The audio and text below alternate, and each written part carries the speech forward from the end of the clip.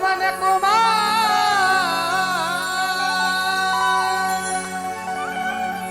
पावन पावक ज्ञान धन जासुर दे आगार बसहि राम सर चापद सीता रामचंद्र भगवान की जय। राधे कृष्ण भगवान की, श्री गौरी शंकर भगवान की, अनंत बलवंत श्री हनुमंतलाल जी महाराज की, गोस्वामी तुलसीदास जी महाराज की हो, यज्ञ नारायण भगवान की हो, आदिश्वर महादेव की जय हो, मनोकामना पूर्ण हनुमान जी महाराज की जय हो। जय जय श्री सीताराम, जय जय सीता।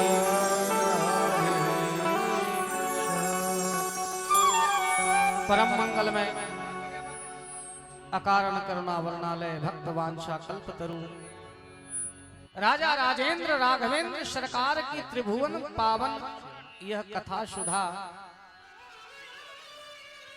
खरखार के इस पावन धरातल पर विराजमान होकर के जहां भूत भावन महादेव नर्मदेश्वर के रूप में विद्यमान हैं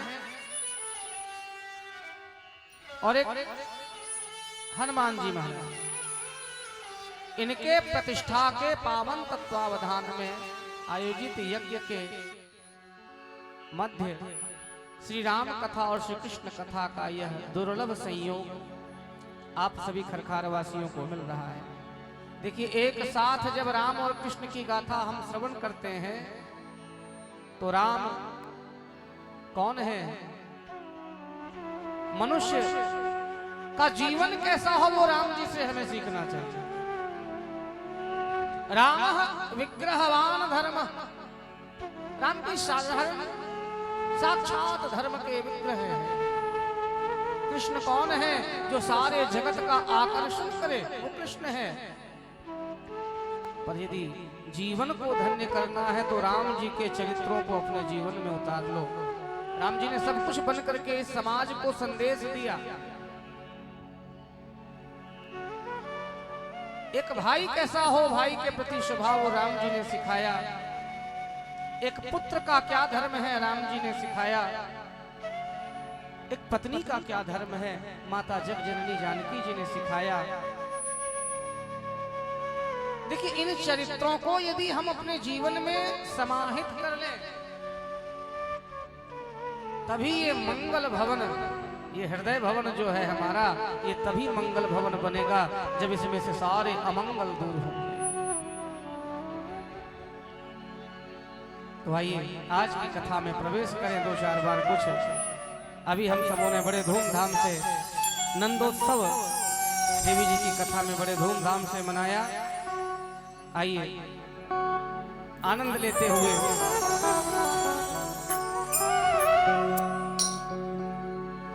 मेरे रघुवर तू ही सहारा है, मेरे रघुवर तू ही सहारा है। सभी गाएंगे। ओ मेरी नैया का तू किनारा है, मेरी नैया का तू किनारा है, मेरे रघुवर तू ही सहारा है, मेरे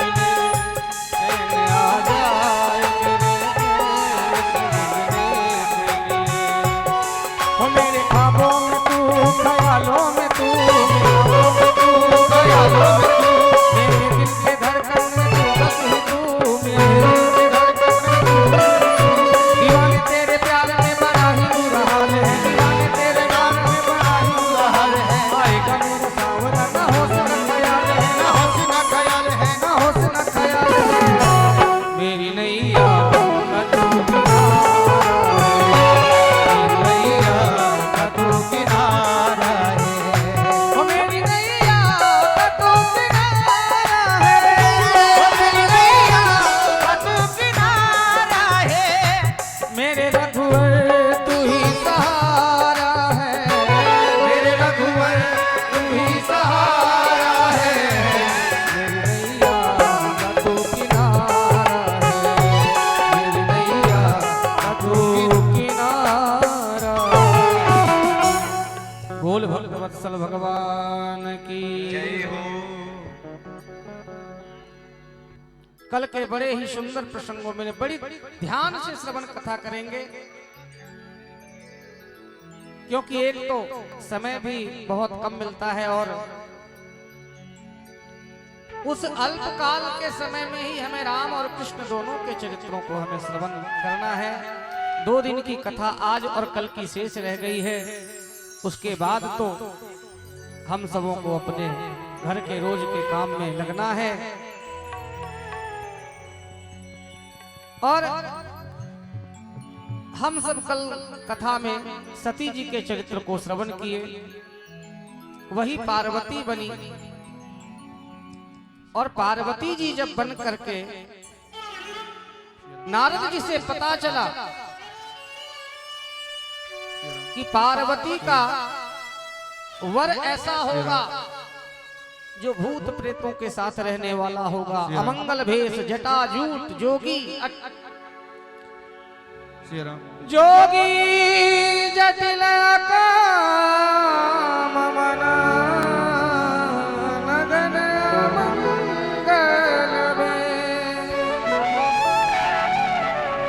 अस्य स्वामी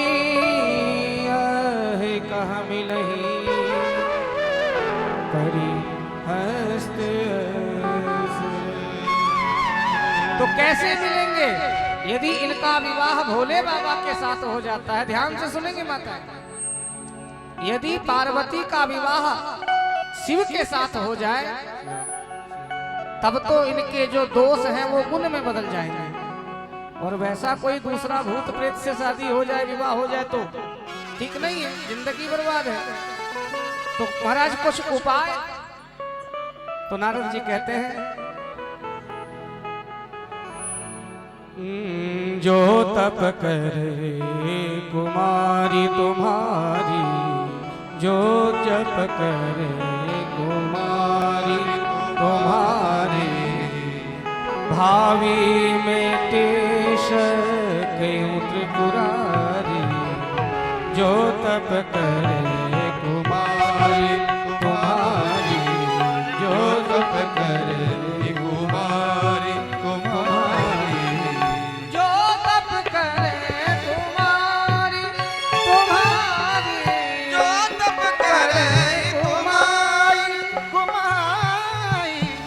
कहा कि एक ही उपाय है, पार्वती को शिव तभी मिलेंगे जब तप करेगी। बोले महाराज तपस्या? हाँ, क्योंकि तपस्या में बड़ा बल है। अभी देखिए हमारे महात्मा जी हैं, दिन रात ये तप में लगे रहते हैं, रात्रि में भी बैठ करके रात भर भजन, दिन में भी धुनी तपस्या। तप से क्या नहीं हासिल हो सकता है। आजकल हम लोगों की प्रवृत्ति मानो बन गया है कि बैठे बैठे सब कुछ मिल जाए। बोलो जय सिया राम। कि बैठे बैठे सब कुछ मिल जाए, बस कोई काम ना बताए। याद रखें, जीवन में कुछ पाने के लिए तपना आवश्यक है। जब तक नहीं तपोगे, 3 घंटा 4 घंटा यदि आकर के आप यहाँ बैठ रहे हो ना, तो एक बात याद रखना, ये भी तप है। और किया हुआ तप, किया हुआ परिश्रम कभी निरर्थक नहीं जाता। आप यहाँ बैठ के यहाँ बैठ करके कथा श्रवण कर रहे हो, ये कभी निष्फल नहीं जाता है। और वो भी महादेव के धाम में। आप सभी को पुनः बता देता हूं कि ये जो यहाँ महादेव विराजमान है, ये कोई साधारण महादेव नहीं है। नर्मदेश्वर इनका दर्शन का भी बहुत लाभ है, पूजन करे तब तो खैर धन्य ही हो जाए। जो व्यक्ति ओंकारेश्वर महादेव महाकालेश्वर नहीं जा सकते हैं, जो असहाय है, असमर्थ है, असहज है, वो भी व्यक्ति यदि कालेश्वर नाथ भगवान का दर्शन कर लेगा, उन्हें उस नर्मदेश्वर महाकाल ओंकारेश्वर के दर्शन का लाभ मिलेगा। पूजन करेंगे तो उसकी महिमा अनंत गुना है। तो ऐसे दिव्य परिसर में बैठ करके, और हनुमान जी भी विराजमान है। हनुमान जी कौन है? राम कथा सुनवे को रसिया।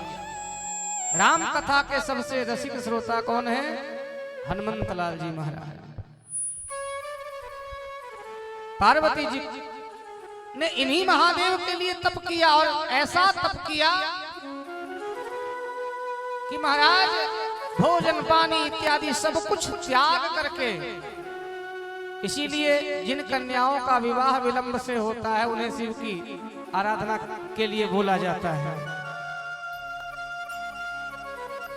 तप करती हैं माता पार्वती। सम्मत सहस मूल फल खाए, साग खाए सत बरस गवाए। 100 साल तो साग खा करके तपस्या किया। कछु दिन भोजन बारी बतासा किए, कठिन कछु। ऐसा कठोर तप किया माता पार्वती ने। तब देखा आकाशवाणी हो गई, धन्य है देवी। सप्त ऋषियों ने जाकर के ब्रह्मा जी से कहा, महाराज कुछ करिए ताकि शिव और पार्वती का जो वियोग हुआ था, दोनों अलग हुए थे, सती का देह सब पूरा हुआ, ऐसा कुछ प्रबंध करिए कि दोनों मिल जाए, दोनों का विवाह हो जाए। अब राम जी के पास देखिए, अब भोले बाबा को कौन मना सकता है विवाह के लिए? आना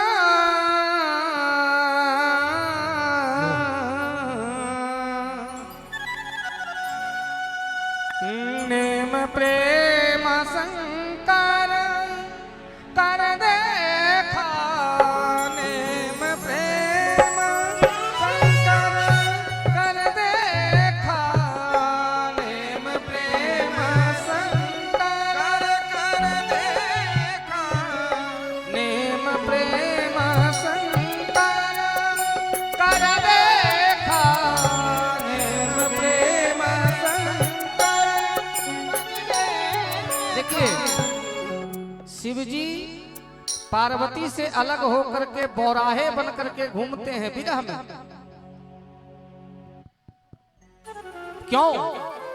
सती को त्याग दिया, पार्वती को अपना नहीं रहे हैं। तो ऐसा इसका अर्थ ये नहीं कि पार्वती जी से प्रेम नहीं है, बहुत प्रेम है,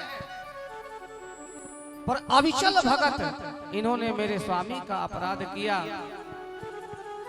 अंत में सप्त ऋषियों के द्वारा राम जी प्रकट हो गए। प्रगटे राम कृतज्ञ कृपाला, रूपशील निधि तेज विशाला। और बहुत प्रकार से राम जी ने समझाया शंकर जी को कि महाराज अति पुनीत गिरजा के करनी, महाराज बिस्तर सहित जाय सोबरनी। महाराज अब पार्वती आप विवाह करो। राम जी के समझाने पर अब विनती मम सुनहु शिव जो मो पर निज ने, जाय विवाह शैल जही यह मोहि मांगे। और तब जाकर के समय को देखते हुए हम उसी क्रम में कथा श्रवण करेंगे। भोले बाबा विवाह के लिए अनुमति दिए, पर देखिए यहाँ तैयार तो हो गए, लग्न पत्रिका ब्रह्मा जी लेकर के गए। अब विवाह करने के लिए मन में काम होना जरूरी है, और भोले बाबा कौन है? काम से रहित। तो कामदेव को भेजा देवताओं ने, जाओ और जाकर के भोले बाबा की तपस्या को भंग करो। भोले बाबा की तपस्या भंग करने के लिए कामदेव गया, पर भोले बाबा ने तीसरा नयन खोल करके कामदेव को भस्म किया। पर अंत सुखत्वा तैयार हुए भोले बाबा, और विवाह के लिए जब शिव बाद में कामदेव की पत्नी रति को वरदान दिया कि तुम्हारा पति कामदेव कृष्ण के पुत्र के रूप में जब भगवान यदुवंश में लीला करेंगे तब तुम्हारा पति पुनः जन्म लेगा। अब भोले बाबा का विवाह, बड़े ध्यान से सभी सुन, बोल शंकर भगवान की।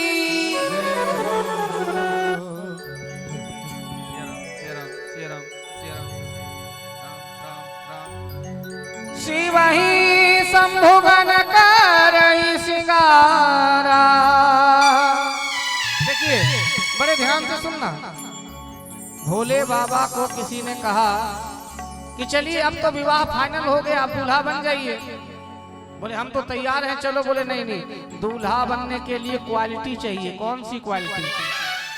बोले महाराज दूल्हा ऐसा नहीं होता है, दूल्हा का अलग एक ड्रेस कोड होता है, गेटअप होता है, कुछ तैयारी करना होता है दूल्हे को, लड़के को। क्या तैयारी? बोले महाराज सबसे पहले एक मुकुट होना चाहिए।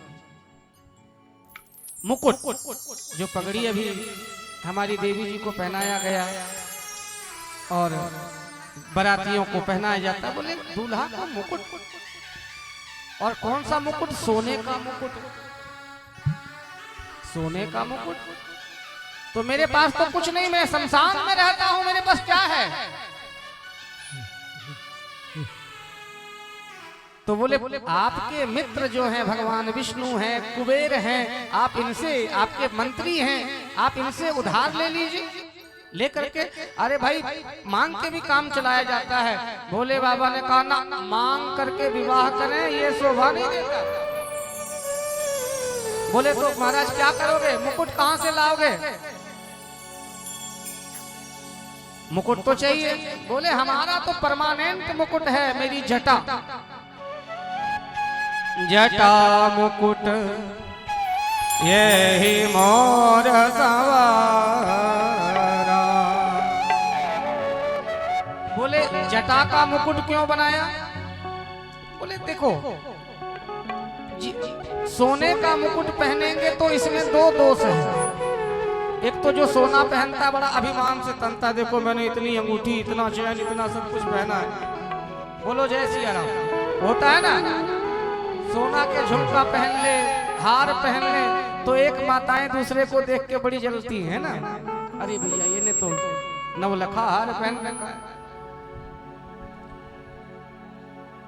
तो भोले बाबा ने कहा सोना पहनने वाला अभिमानी हो जाता है और देखने वाला ईर्ष्यालु हो जाता है।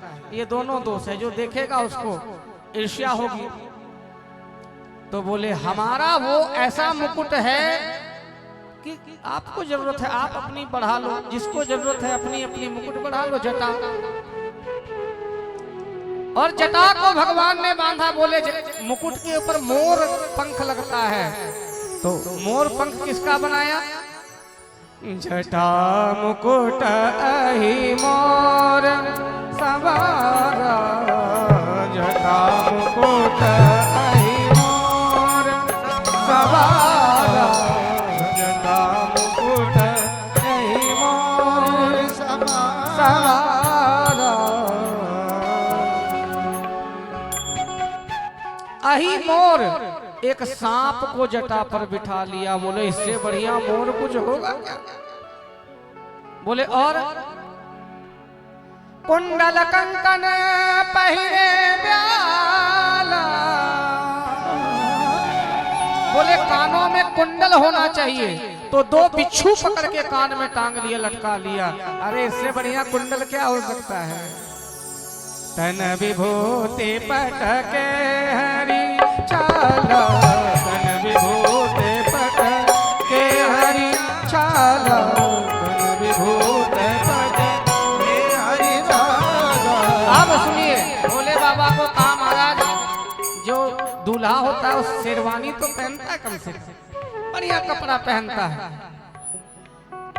कोई बढ़िया, चाहे साल भर वो फटीचर बना घूमता रहे, पर जिस दिन उसका विवाह हो उस दिन कपड़े बढ़िया ढंग के पहनता है। बोले कपड़े, एक नया मृग चर्म निकाला और भगवान ने उसको जो है पहना। बोले ये मेरा ड्रेस है विवाह का। और वो सरकने लगी तो एक सांप निकाल करके बेल्ट बना करके बांध लिया। बोले अब देखो कैसे लग रहा हूं। बोले महाराज आप तो हो गए बराती दूल्हा बन रहे हो, अब क्या करें? अब आगे बोलो क्या करना है? बोले मेकअप करना पड़ता है। दूल्हा जिस दिन विवाह मंडप में जाता है उस दिन उसका श्रृंगार होता है थोड़ा क्रीम पाउडर इत्यादि से। तो बोले अभी अभी ताजा एक मुर्दा मरा है, एक व्यक्ति मरा है, उसका ताजा राख लेकर के आओ। और शमशान में ताजा राख खिला करके भोले बाबा ने उसको पूरे शरीर में मल के बोले अब बताओ, अब मैं दूल्हा तैयार। धन्य है भोले बाबा की जो जब भोले बाबा तैयारी हुए तो सारे बराती भगवान विष्णु इंद्र इन्होंने कहा इस दूल्हे के साथ जाओगे तो ऐसा स्वागत होगा कि मत पूछो, इसीलिए हम लोग आगे चलो। तो भगवान विष्णु अपने पूरे सुर विष्णु विरंचियादि सुर व्राता चढ़ी चढ़ी वाहन चले बराता, चढ़ी वाहन चले बराता, चढ़ी चढ़ी वाहन चले बराता, चढ़ी चढ़ी वाहन चले। जब नारायण प्रभु ने कहा कि भैया ये दूल्हा के लायक हम लोग नहीं है, दूल्हा इतना स्मार्ट और हम लोग देखो, तो मुस्काए बोले बाबा कि हरि के व्यंग वचन मन कि ये विष्णु है, ये तो आनंद लेते हैं। तो सब बराती जोड़ करके जब चले गए तो भोले बाबा ने कहा अब मैं अपनी बराती को बुलाता। किनको बुलाया? जितने भूत प्रेत हैं उन सबको भोले बाबा से शिकायत था कि हमें कोई कहीं बारात में निमंत्रण में कोई लेके नहीं जाता।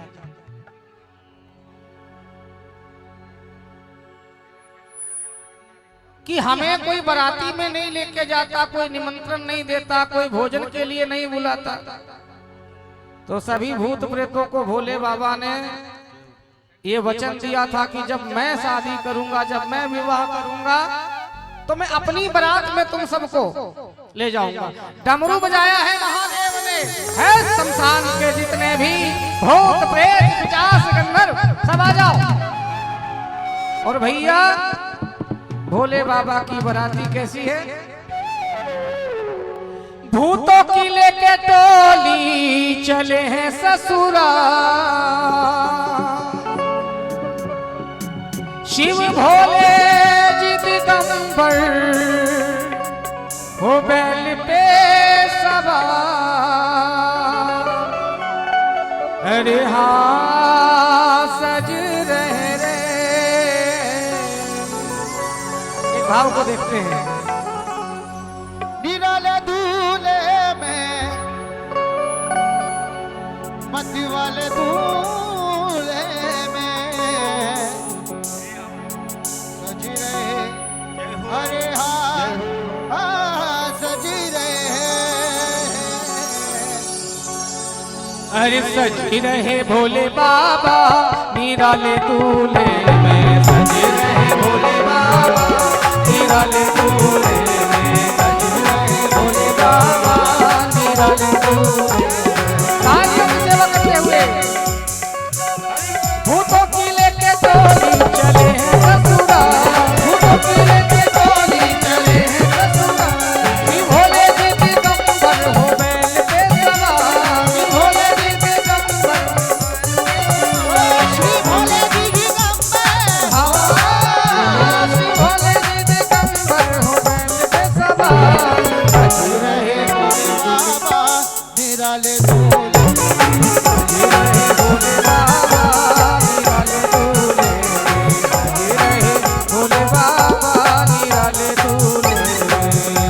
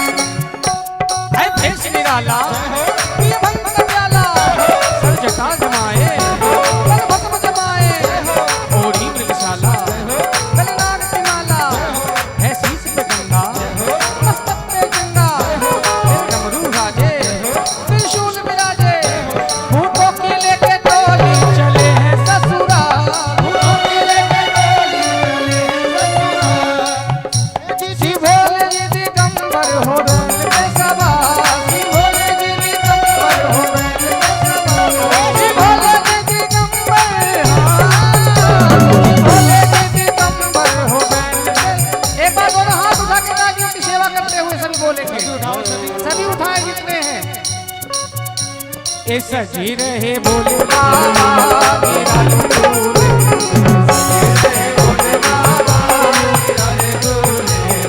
सजे रहे भोले बाबा निराले दूल्हे, निराले दूल्हे रहमत वाले दूल्हे, निराले दूल्हे रहमत वाले दूल्हे, निराले दूल्हे रहमत वाले दूल्हे, निराले दूल्हे रहमत वाले दूल्हे,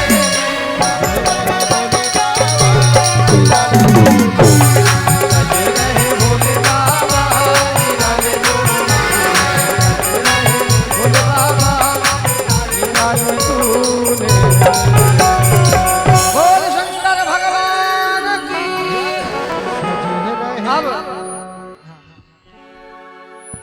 भोले बाबा जब बारात भोले बाबा की निकली, बड़े ध्यान से सुनना, बोले महाराज वाहन की व्यवस्था करो। बोले बाराती के लिए और दूल्हा के लिए थोड़ा अलग सा वाहन होना चाहिए जिसमें दूल्हा जाए बारात और द्वार लगे, ऐसा। बोले भोले बाबा ने कहा मेरे पास तो कोई दूसरा वाहन नहीं है। बोले महाराज कुछ भी करो, किसी से ले लो। अरे जिसके घर में गाड़ी नहीं होता है विवाह के दिन, वो भी किसी दूसरे की गाड़ी मांग लेता है। बोले हम वो काम उधार वाला काम नहीं करते। अरे विवाह भी करो तो उधार मांग करके गाड़ी, तो क्या करें? बोले मेरा परमानेंट जो साधन है, वाहन है नंदी, ये कब काम आएगा? रोज घूमूंगा तो नंदी में और विवाह करूंगा तो जाकर के दूसरे वाहन में, विमान में, पुष्पक विमान में, बेचारे को बुरा लग जाएगा। इसीलिए मैं तो नंदी पे ही बैठ करके जाऊंगा। नंदी खुश हो गए, चलिए बाबा आसन तैयार है। अब देखिए ऐसा दूल्हा जब निकला हो जिसके पूरे शरीर में सांप बिच्छू लटक रहे हो, कुंडन कंकल पहरे ब्याला। अब ऐसा दूल्हा, अच्छा नंदी की और यदि सीधा मुंह करके बैठते तो चलो अलग बात है, उल्टा घूम करके बैठ गए। अब उल्टा क्यों घूमे? बोले कि बाराती लोगों को जोश दिलाने के लिए, बाराती लोगों को लगे कि हमें कोई देख, बाराती लोग भूत प्रेत नाचते गाते हुए जा रहे हैं ना, तो भोले बाबा वाह वाह वाह ऐसे कर रहे, पीछे पलट के बैठ के, तो बोले ये थक जाएंगे बेचारे। अच्छा ऐसी कोतूहल इस बारात में, बाराती कैसे है देखिए, शिव बाबा के बाराती को मुखहीन विपुल मुख काहू, बिन पद कर को बहु पद बाहु, विपुल नयन को नयन बीना,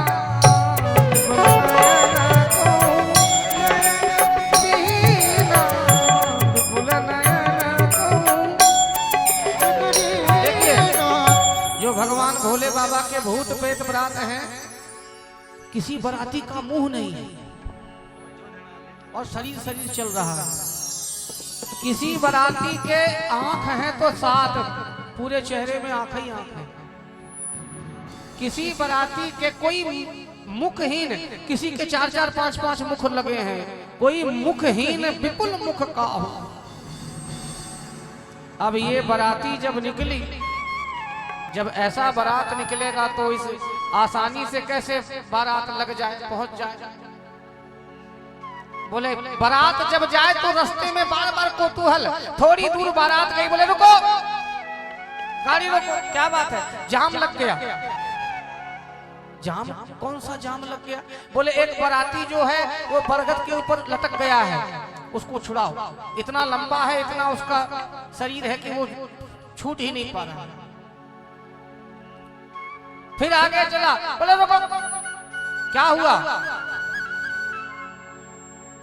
बोले देखो एक यहाँ खंभे से टकरा करके गिर गया, उठाओ उठाओ इसको। भैया भोले बाबा की ऐसी अद्भुत बारात जब निकली है, गोसाई बाबा क्या भाव प्रकट कर रहे हैं। जैसे दुल्हा दुल्हो तज बनी बराता, हो तू कभी विध हो मग जाता, हो तू मग जाता, तू कभी विध हो मग जाता।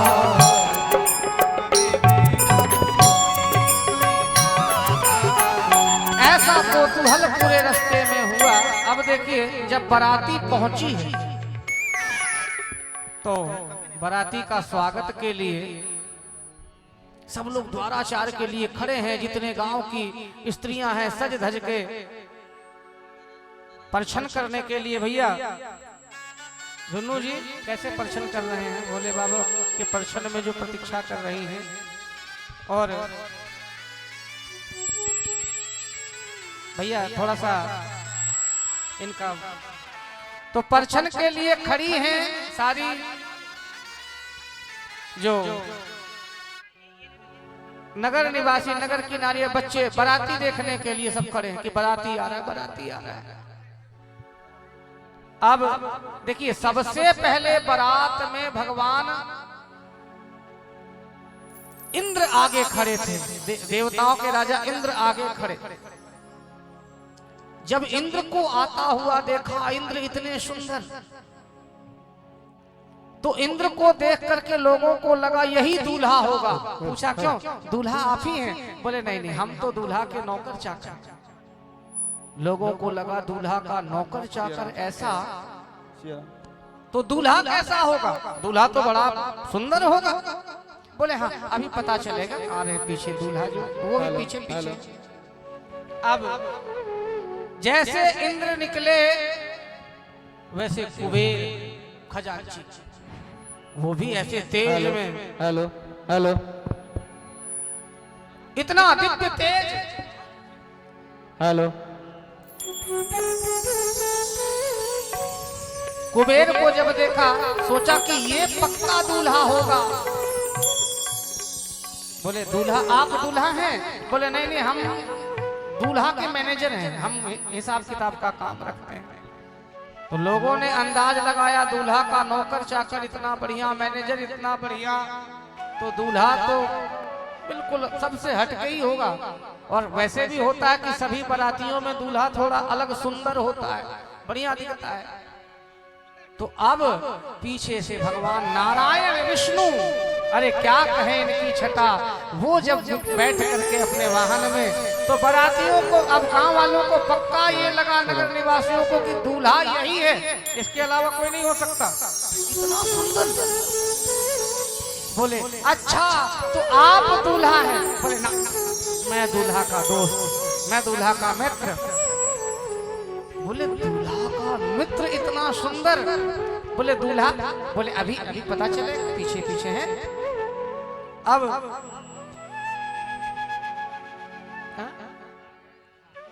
किसी ने सोचा भी नहीं था भैया कि दूल्हा उल्टी खोपड़ी करके बसाहे के ऊपर आ रहा हो। सारे जब गांव वाले तो सब देख करके कि भाई दूल्हा का मित्र इतना बढ़िया, दूल्हा का नौकर चाकर इतना बढ़िया, दूल्हा का खजांची इतना बढ़िया, तो दूल्हा तो कमाल का होगा। अब जब भोले बाबा पहुंचे, शिव समाज जब देखने लागे,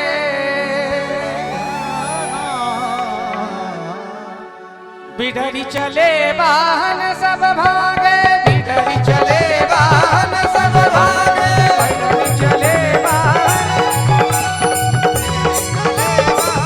सब भागे। जैसे ही बारात में हाँ हूँ करते हुए सारे भूत प्रेत पिशाच भोले बाबा को देखा तो सारे बाराती प्राण बचाते हुए भागने लगे। हाथी घोड़े जो स्वागत में थे व्याकुल होकर के इधर उधर, सारे बिडरी चले वाहन सब भागे। जो वाहन में घोड़े थे वो भी लेकर के भागने लगे। सारे जो स्वागतातुर जो लोग खड़े थे वो सब भाग गए। धरी धीरज तहाँ रहे सयाने, बालक सब ले जीव। बच्चे जब घर में भाग करके गए तो माता पिता ने पूछा, क्यों बेटा, देखा दूल्हा देखा? बोले हाँ देखा। बोले कैसा था दूल्हा? बोले साक्षात यमराज। बोले दूल्हा नहीं, वो तो काल। दूल्हा को देखने के बाद कोई जीवित रह जाए वो बड़ा भाग्यशाली, बड़ा खतरनाक। अब बड़ा कौतूहल का विषय है। भोले बाबा शिव समाज जब देखन लागे, बिडरी चले वाहन सब भागे। धरी अच्छा, कुछ जो बूढ़े बुजुर्ग थे वो धीरज धर के हिम्मत करके, नहीं भैया बराती है, कैसा भी हो स्वागत तो करना पड़ेगा। वो दो चार वहां रुके कि भाई हैं भोले बाबा है, इनकी तो बड़ी शान निराली है।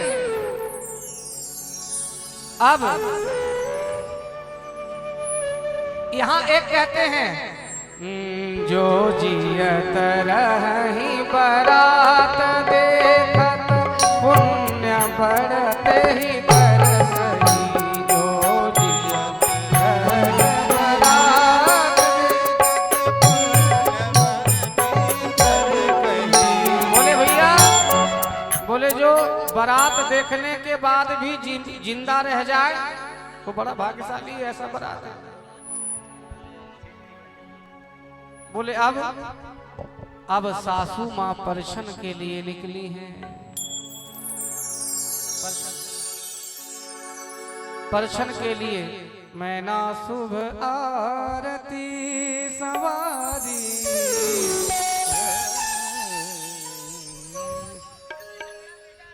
श्री राम, आवाज नारायण, श्री राम, श्री राम, श्री राम, श्री राम। सोने के लोढ़वा ले ले, क्या बात? ओ सोने के लोढ़वा ले ले, अरे अम्मा बाड़ी खाड़ जी, खोला बाबू पलक के बरिया, बरछी लीलार जी, खोला बाबू पलक के बरिया, बरछी लीलार। सोने के लोढ़वा ले ले, सोने के लोढ़वा ले ले,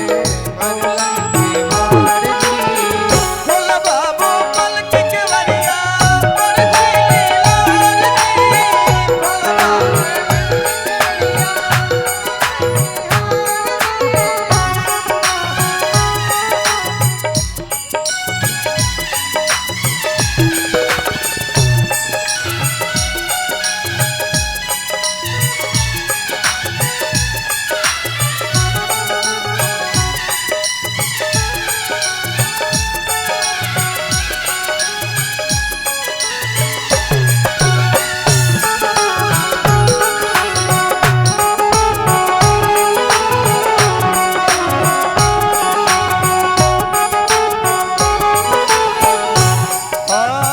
कैसे में खोली अम्मा पलकी के बरिया हो, कैसे में खोली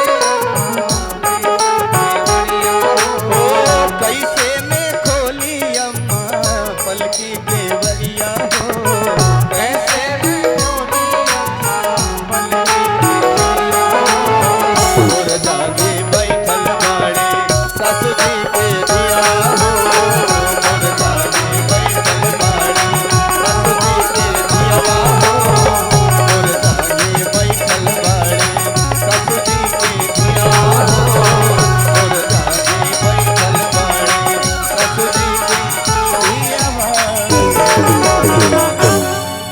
अब मैना माता जब आरती लेकर के आई, मैना शुभ आरती सवारी, मैना शुभ आरती सवारी, गंगा सुमंगल गावहिनारी, गंगा सुमंगल गावहिनारी।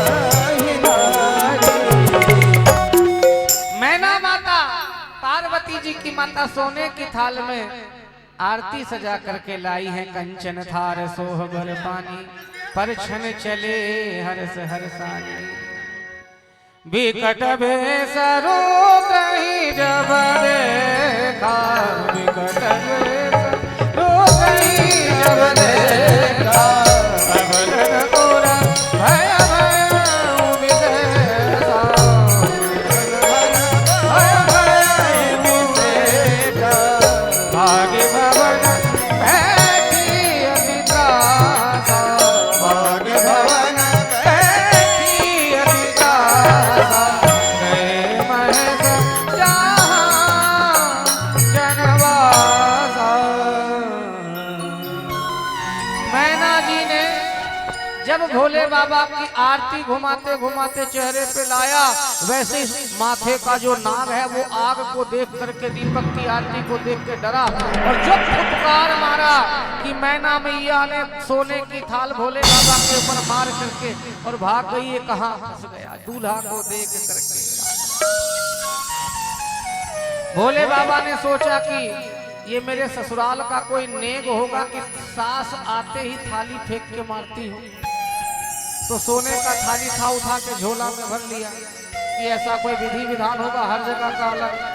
कहीं लोटा दिया जाता है, कहीं कटोरा, तो यहाँ सोने का थाल फेंक करके पहले एंट्री में। पर देखिए अब पूरा माहौल जो है उदासीन हो गया।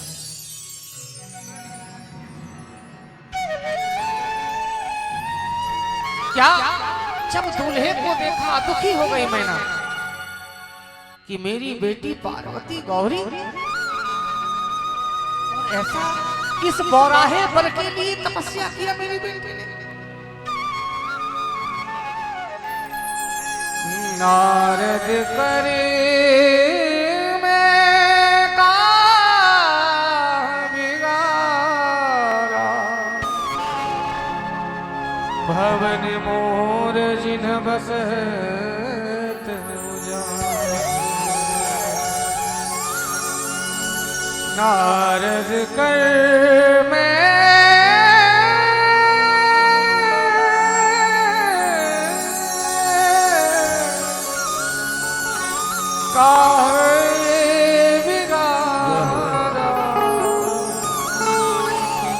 नारद जी को कोसने लगी मैना कि मैंने नारद का क्या बिगाड़ा। भवन मोर जिन बसत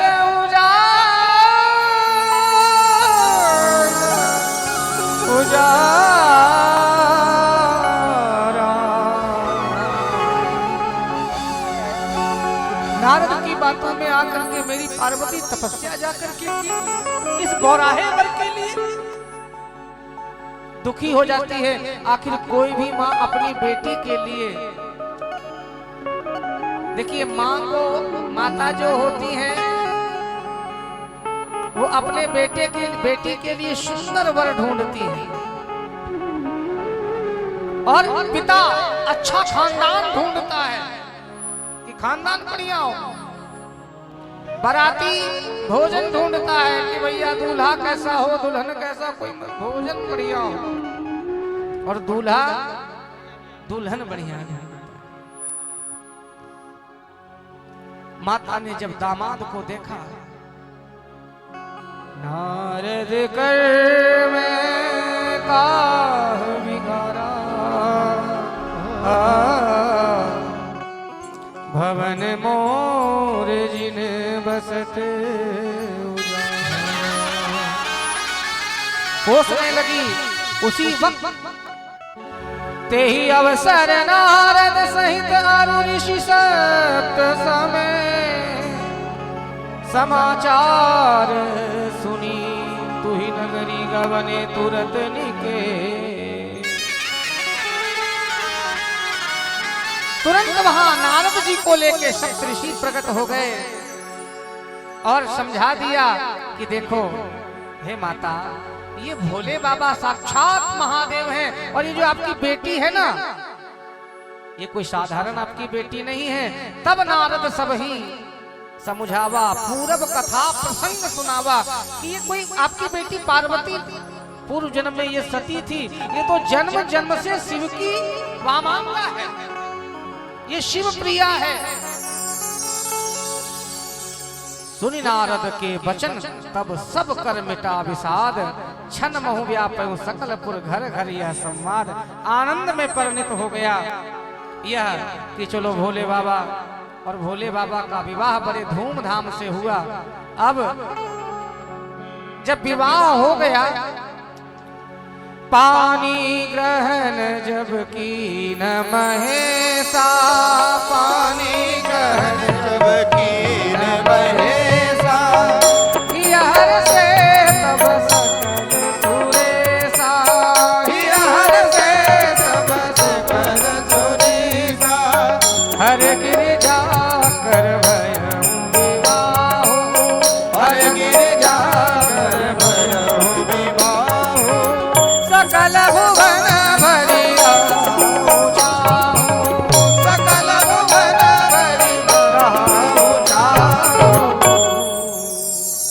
जब विवाह हुआ, अब देखिए ध्यान से सुनेंगे, भोले बाबा का विवाह हुआ, पार्वती का हाथ पकड़े आकर के शमशान में बैठ गए भोले बाबा।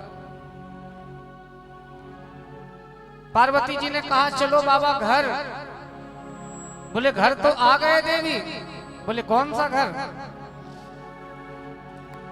भोले बाबा ने कहा यही हमारा घर है शमशान। श्मशानेश्व क्रीड़ा स्मर हर पिशाच सहचरा।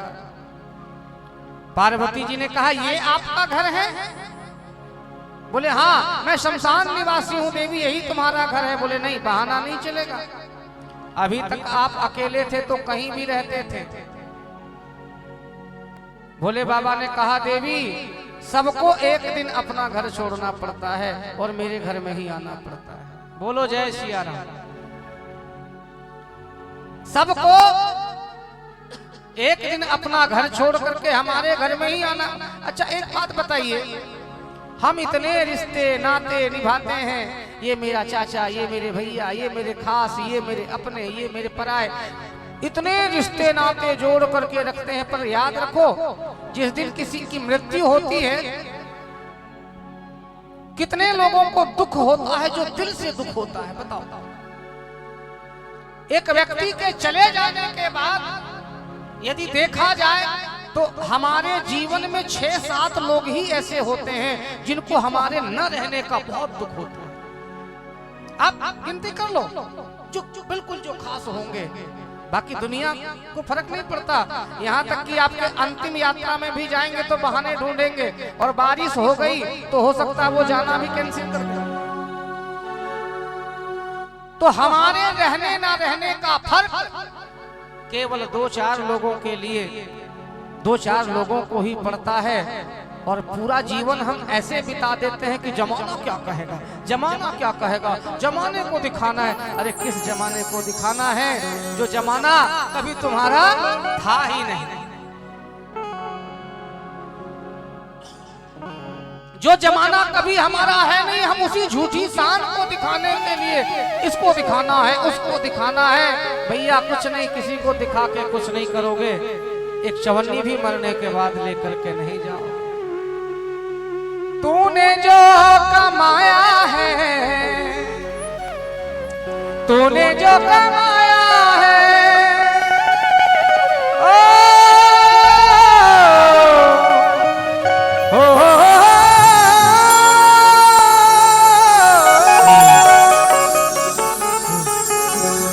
ये तूने जो कमाया है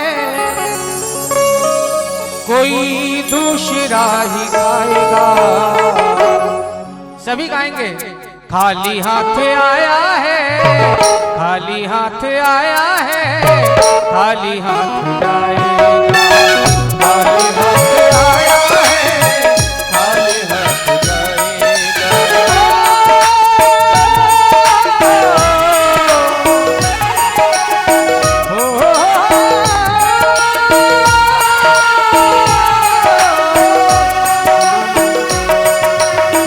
तूने जो कमाया है, तूने जो कमाया है,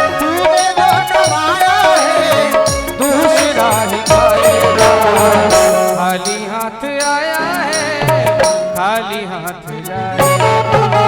खाली हाथ आया है, खाली हाथ जाएगा।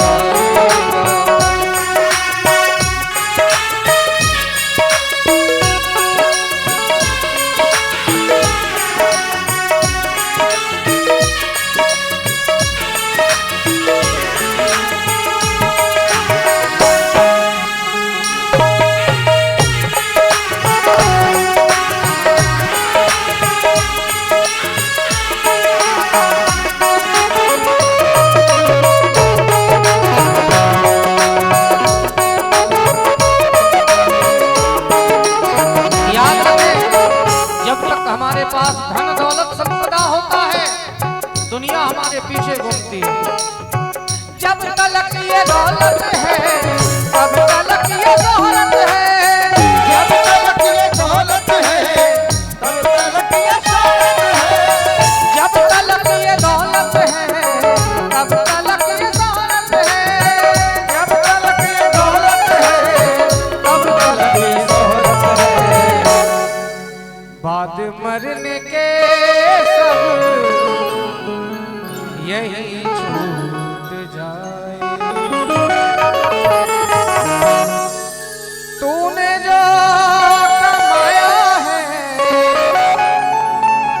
ओ,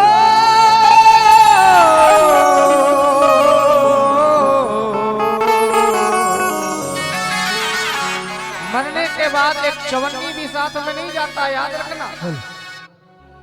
ये दुनिया जो दिखने में दिखती है वैसी होती नहीं है प्यारे।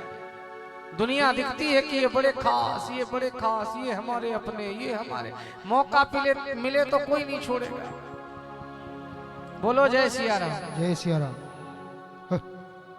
अरे लोग मैयत में भी जाते हैं, किसी के अंतिम संस्कार में, अंत्येष्टि में जाते हैं, तो वहां भी लोग शमशान में जाते हैं तो क्या बोल करके जाते हैं? राम नाम।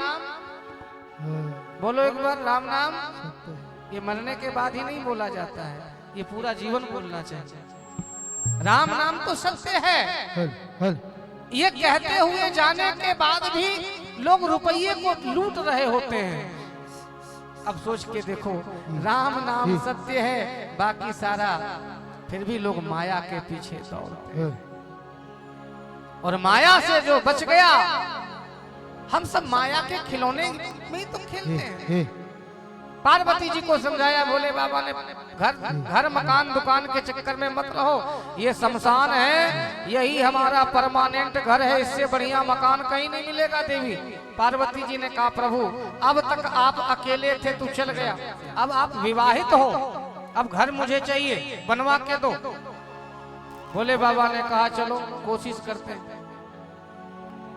विश्वकर्मा जी को आज्ञा दिया भोले बाबा ने कि सुंदर भवन बना करके हमें दीजिए। विश्वकर्मा जी ने एक सुंदर सोने का भवन दिव्य भोले बाबा को बना करके और भेंट कर दिया, प्रभु ये आपका भवन।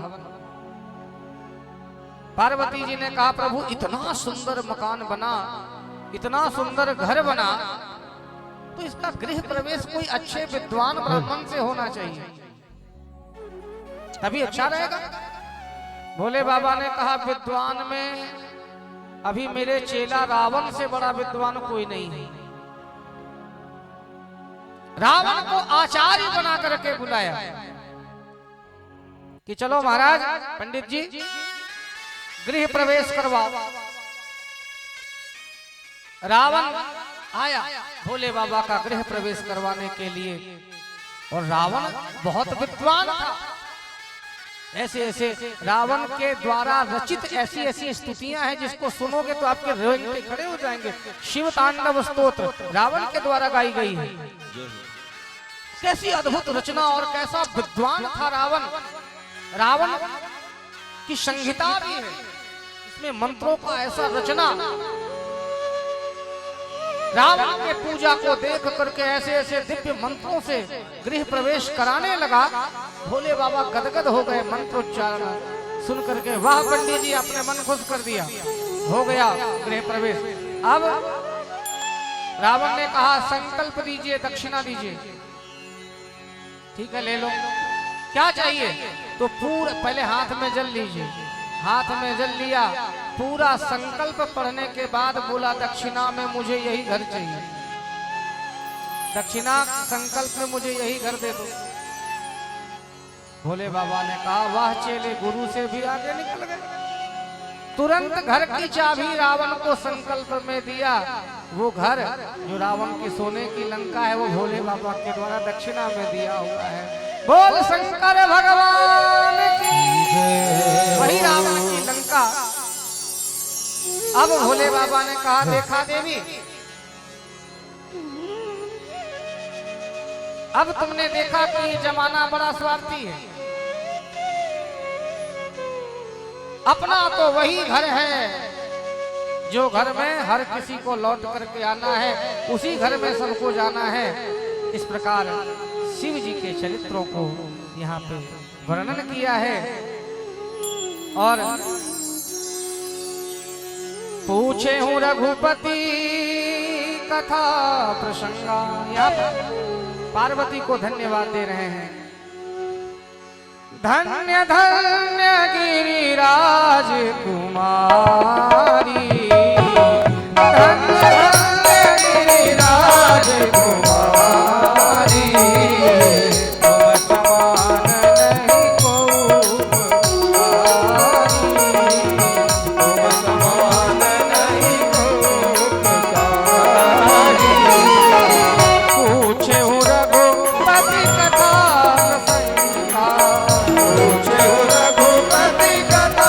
प्रसंगा, सकल लोक जग पावन।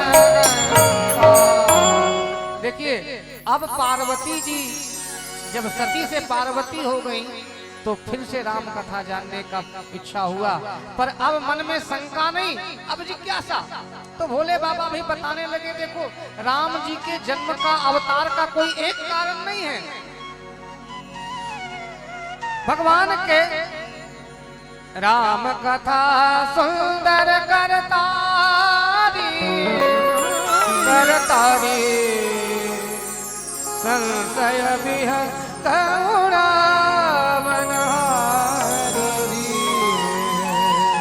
राम कथा सुनने वाले के जीवन के समस्त विकार संताप ये नष्ट हो जाता है। याद रखना, जहाँ राम तहाँ काम नहीं, जहाँ काम नहीं राम। जहाँ एक बात बताता हूँ, राम कहने से ही मन के काम समाप्त हो जाते हैं, विकार नष्ट हो जाते हैं। ऐसे राम कथा को जब पार्वती जी ने पूछा कि कैसे, तो बोले देवी भगवान के जन्म के बहुत से कारण हैं। राम जन्म के तू अनेका, राम जन्म के तू अनेका, परम विचित्र देखा, परम विचित्र। देखो राम जी के जन्म का बहुत कारण है, पर दो चार मैं वर्णन कर रहा हूँ। एक बार नारद जी के श्राप के कारण भी, पहला तो ये था जय विजय को श्राप जो भगवान विष्णु के द्वारपाल, इनको श्राप यही रावण और कुंभकर्ण बन के आए। और एक बार नारद श्राप दीन एक बार। देखिए नारद जी पार्वती जी के गुरु जी हैं। नारद तब जाकर के टोकती हैं पार्वती की, नारद जी का अपराध रमापति की ना कि अरे नारद जी को भगवान को श्राप देना पड़ा, भगवान को नारद जी ने श्राप दिया, ऐसा कौन सा अपराध। बड़े ध्यान से सुनेंगे, इसके बाद कुछ ही थोड़ी देर की कथा, इसके बाद ही हम आगे। तो बोले सुनो देवी, एक बार नारद जी, कोई ज्ञानी और कोई मूढ़ नहीं होता है, जैसा नारायण करना चाहते हैं, नचाना चाहते हैं, वैसे पूरे संसार को नाचना पड़ता है। बोले भी हंसी महेश तब ज्ञानी मूढ़ न को, जेहि जस रघुपति करहि जब, तो तस ही क्षण हो। सुनो देवी, एक बार नारद जी ने तपस्या किया और काम को जीत लिया और क्रोध को भी जीत लिया। कामदेव अप्सराओं को भेज के नारद जी के तप को भंग करने चला था, लेकिन क्षमा कर दिया और कामदेव को भी जीत लिया। पर याद रखें, हमें जीवन में कोई हरा नहीं सकता सिवाय हमारे अभिमान के। नारद जी को अभिमान हो गया कि देखा, शंकर जी ने तो केवल काम को जीता, मैं काम और क्रोध दोनों को जीत लिया। संत को जब अभिमान आ जाए तब ये उचित नहीं है। यदि हमारे मन में अभिमान आ जाए कि हमने ऐसा कर लिया तो समझो, अच्छा, यदि हम कोई अच्छा काम करते हैं तो हमें लगता है कि कल पेपर में छप जाए। बोलो जय सिया राम। कोई लोग मंदिर में पंखा भी दान करते हैं ना, तो तीनों पंखुड़ियों में नाम लिखवा देते हैं, स्वर्गीय श्री, स्वर्गीय श्री, स्वर्गीय। नाम है भैया। तो नारद जी ने सोचा, मैंने काम को जीता, क्रोध को जीता, पर किसी ने देखा नहीं, चर्चा का विषय नहीं बना, क्या करूं? तो बोले चलता हूं, जिनने पहले कामदेव को जीता था उनने तो केवल काम को जीता, हम क्रोध को भी जीते। कौन? भोले बाबा। भोले बाबा को जाकर के सुनाता हूं अपनी कथा। और भोले बाबा कौन है? गुरु। भवानी शंकरो वंदे श्रद्धा विश्वास रूपिणो। और इधर गुरु शंकर रूपिणो। शिव जो है वो सदगुरु है। अब कोई सदगुरु के पास जाके अभिमान दिखाए तो उसका निश्चित रूप से पतन होना है। नारद जी गए और भोले बाबा को कहा, महाराज मैंने तपस्या किया, कामदेव आया, मैंने कामदेव को तो जीता, पर मैंने उसके ऊपर क्रोध भी नहीं किया, अपनी प्रशंसा। भोले बाबा ने कहा, देखो नारद, ठीक है, अच्छी बात है, आप विरक्त संत हो, संतों में इतना बल होता है कि संत चाहे तो कुछ भी कर सके। पर ये बात आपने मुझसे कहा, पर नारायण प्रभु से कभी मत कहना, पूछे तो भी मत कहना। अब बार बार बिनवहु मुनि तो ही, ये कथा जो आपने मुनि मुझे सुनाया ना, भगवान को मत सुनाना। नारद जी को लगा कि जलन होने लगा भोले बाबा को हमसे। ये सोच रहे हैं कि अभी तक तो मैं फेमस था, अब कहीं नारद फेमस न हो। पर शिव तो सदगुरु हैं। मना करने के बाद भी नारद जी जाकर के भगवान के पास, एक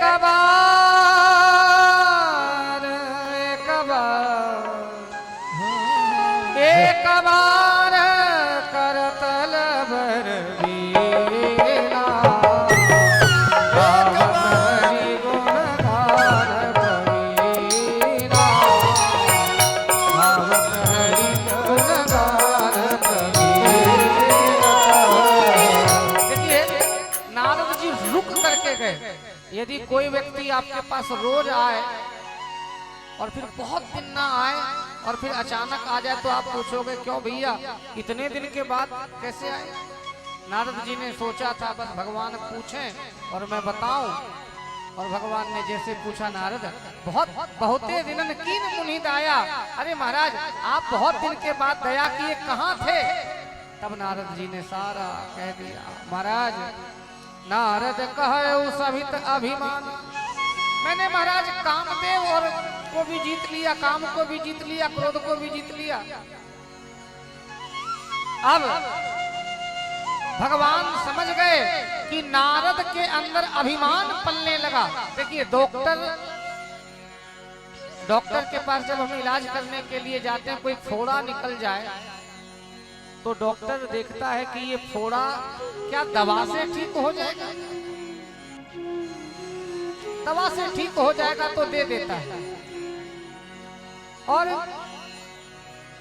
दवा से यदि वो फोड़ा ठीक ना हो और वो ऑपरेशन के लायक भी नहीं हो तो पहले उस फोड़े को और दवा खिला के पकाता है कि ऑपरेशन के लायक बन जाए।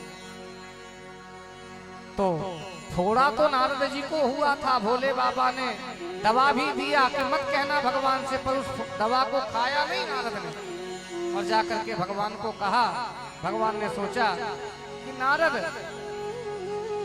का फोड़ा पक गया है, पर इतना नहीं पका कि इसका ऑपरेशन हो, इसीलिए भगवान ने बाहर ऑपरेशन थिएटर तैयार कर दिया भोले बाबा, भगवान नारायण ने।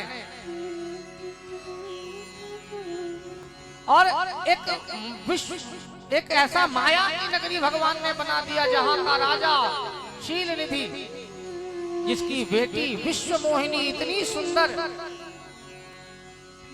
जिसका स्वयंवर है। नारद जी ने जाकर के विश्व मोहिनी का हाथ देखा और हाथ में देखा कि इस कन्या से जिसका विवाह होगा वो अमर हो जाएगा। अब तक नारद जी काम और क्रोध को जीत रहे थे, पर अब नारद व्याकुल हो गए कि हे प्रभु, ये इससे कैसा मेरा विवाह हो। हे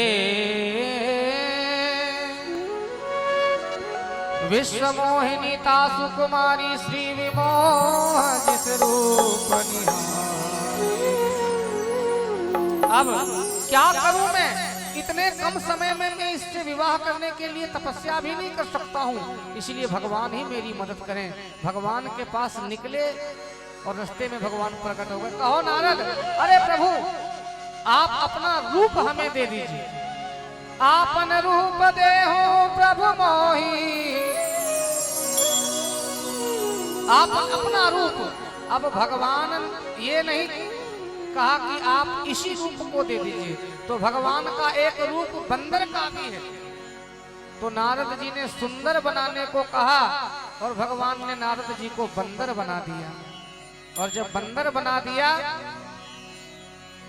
जेही, पर एक बात नारद ने बहुत अच्छा कहा, जेही विधि हो ही नाथ हित मोरा, जेही विधि हो ही नाथ हित मोरा, रहूं सुबेगी दास मैं तोरा, रहूं सुबेगी दास मैं तोरा। और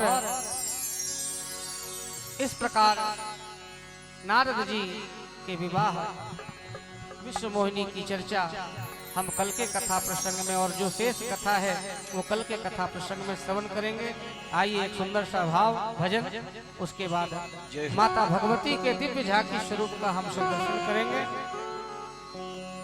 एक भगवती का भजन हमारे धुन्नु जी, और इतने में माँ भगवती यहाँ पे प्रकट होंगी। श्री राधे श्री श्याम।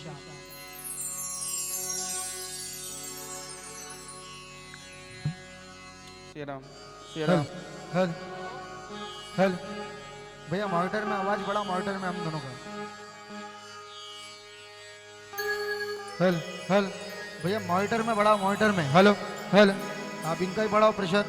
हल श्री राम श्री राम और बढ़ाओ। श्री राम श्री राम श्री राम।